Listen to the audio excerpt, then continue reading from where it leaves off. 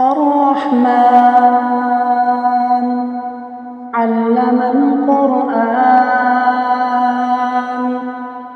خلق الإنسان علمه البيان الشمس والقمر بحسبان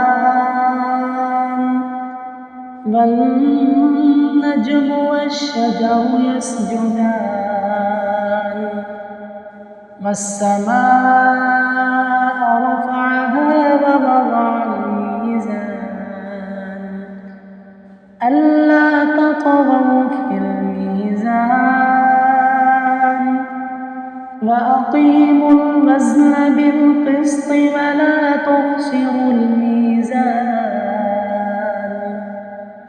والأرض وضعها للأنام فيها فاكهة والنخل ذات الأكمام والحب ذو العصف والريحان فبأي آلاء ربكما تكذبان خلق الإنسان من صلصال كالفخار وخلق الجان من مارج من نار فبأي آلاء ربكما تكذبان رب المشرقين ورب المغربين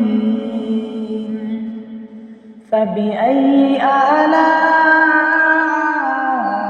ربكما تكذبان مرج البحرين يلتقيان